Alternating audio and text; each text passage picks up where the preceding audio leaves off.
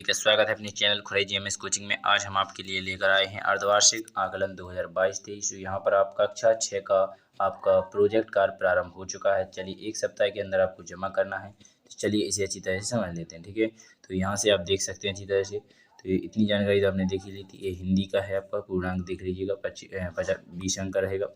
ये पहला क्वेश्चन आपसे दिया गया है, कृषि कार्य में उपयोग आने वाले 5 उपकरणों के नाम लिखिए। ठीक है, तो चलिए इनके नाम लिख लेते हैं। ठीक है, तो यहाँ पर पहला क्वेश्चन आपका यहाँ पर लिखा है हंसिया का उपयोग। तो यहाँ पर जैसे घास काटना, फसल की कटाई करना, खरपतवार की सफाई करने में हंसिया का प्रयोग किया जाता है। ठीक है, इसके बाद रहता है खुरपी का उपयोग। तो यहाँ पर खुरपी से खतरनाक की खरपतवार की निदाई की जाती है। इसके बाद घास को जड़ से उगाड़ने में उपयोग होता है। मिट्टी को उलट पलट करने के काम आता है। ठीक है, इसके बाद कुल्हाड़ी का उपयोग लकड़ी काटने में, लकड़ी को आकार देने में, पेड़ की शाखाओं की कटाई करने में। ठीक है, इसके बाद फावड़ा का उपयोग खुदाई करने के लिए समकालीन करने में फावड़े का उपयोग किया जाता है। समकालीन का मतलब होता है समान। ठीक है,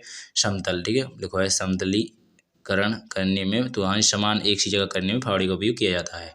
क्यारी बनाने में भी इसका उपयोग किया जाता है। इसके बाद हल का उपयोग खेत की जुताई करने में, मिट्टी को उल्टा पुल्टा उलटना पलटना। ठीक है, खरपतवार को निकालना, मिट्टी को नरम बनाना। ठीक है, इसके बाद रहता है कुदाल का उपयोग। यहाँ पर छोटे स्थानों में खरपतवार हटाने में, गड्ढे खोदने में, यहाँ पर क्यारियाँ बनाने में। इस प्रकार आप देख लीजिएगा। इसके बाद रहता है आपका अगला हजारा का उपयोग पौधों को पानी देने में, फसलों की सिंचाई करने में, सिंचाई में कम पानी का सही तरीके से उपयोग करने में, दवाओं का छिड़काव करने में। ठीक है, इस प्रकार आप इनको देख लीजिएगा। आपके यहाँ पर चित्र दिए गए हैं खेत में काम आने वाले औजार। तो यहाँ पर पहला कुदाल है, यानी कुल्हाड़ी कहते हैं जैसे। ठीक है, तो इसे देख लीजिएगा, गैंती भी कहते हैं इसे। ठीक है, तो यहाँ पर फावड़ा है, ऐसे हिंदी शुद्ध भाषा में आप इसे फावरी भी कहते हैं अपन। इसके बाद एक कुल्हाड़ी है, इसे आप कुलैया भी कहते हैं। यहाँ पर हंसिया है, इसे आप हंसिया जानते ही हैं। यहाँ पर सहारा, इसे पानी देते हैं, इसे कहते हैं हजारा। ठीक है, तो आपने यहाँ पर चित्र भी अच्छी तरह से देख लिए होंगे। चलिए आगे देखते हैं।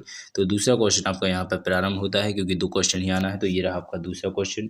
तो 10 नंबर आपके कंप्लीट हो चुके हैं। 10 नंबर में ये आ गया आपका क्वेश्चन।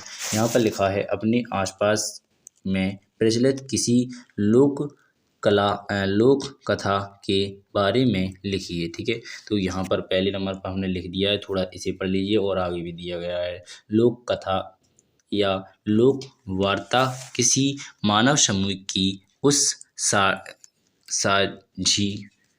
साझी अभिव्यक्ति को कहते हैं जो कथाओं, कहानियों, चुटकुलों आदि अनेक रूपों में अभिव्यक्त होता है। लोक कला विचित्र अंगूठी।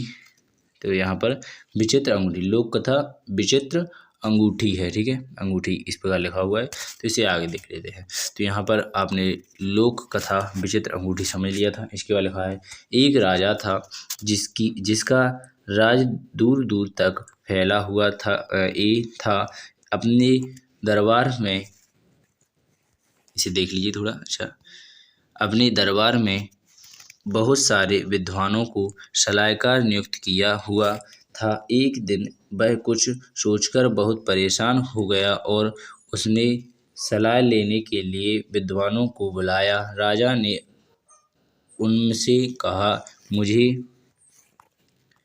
नहीं मालूम कि इसका मतलब क्या है। मुझे ऐसा लगता है कि कहीं कोई ऐसी अंगूठी है जिसे मैं अगर पहन लूँ तो मेरे राज्य में हर तरफ खुशहाली और व्यवस्था कायम हो जाएगी। मुझे ऐसी अंगूठी चाहिए, उसके मिलने पर ही मैं खुश होऊंगा। लेकिन अंगूठी ऐसी होनी चाहिए कि जब मैं खुश हूँ और उसे देखूँ तो मैं उदास हो जाऊँ। यह बड़ी अजीब बात थी। उसे सुनकर विद्वानों का भी सिर घूम गया। वे सभी एक जगह एकत्रित हो गए और उन्होंने ऐसी अंगूठी के बारे में खूब विचार विमर्श किया, परंतु बहुत मंत्रणा करने के बाद उन्हें ऐसी एक अंगूठी बनाने का विचार आ गया जो बिल्कुल राजा के बनाए अनुसार थी। सभी एक जगह एकत्रित हो गए और उन्होंने ऐसी अंगूठी के बारे में खूब विचार विमर्श किया। बहुत मंत्रणा करने के बाद उन्होंने ऐसी एक अंगूठी बनाने का विचार आ गया जो बिल्कुल राजा के बनाए अनुसार थी। उन्होंने राजा के लिए एक बेहतरीन अंगूठी बनवाई। उस पर लिखा था, यह भी एक नहीं रहेगा, यह भी एक नहीं रहेगा, यह भी एक नहीं रहेगा, यह भी एक नहीं रहेगा। ठीक है, इस प्रकार रहेगा। तो इस प्रकार आपने यहाँ पर पूरा क्वेश्चन कंप्लीट कर लिया है। तो कक्षा 6 का आपका हिंदी का जो पेपर है वो कंप्लीट होता है। और नेक्स्ट पार्ट, अगर नेक्स्ट वीडियो आपको देखना है कक्षा 6 वालों की तो देख लीजिएगा। और अब 7 या 8 वाले आपके आस पास है उनके लिए हमारे चैनल से जल्दी से जोड़ दीजिएगा, क्योंकि उनका पूर्ण सोल्यूशन हमारे इस वीडियो में डल चुका है, वो देख लिए। धन्यवाद। बिना टाइम खराब किए वीडियो को जल्दी से लाइक एवं चैनल को सब्सक्राइब और ज़्यादा से ज़्यादा बच्चों के लिए शेयर कर दें। धन्यवाद। जय हिंद।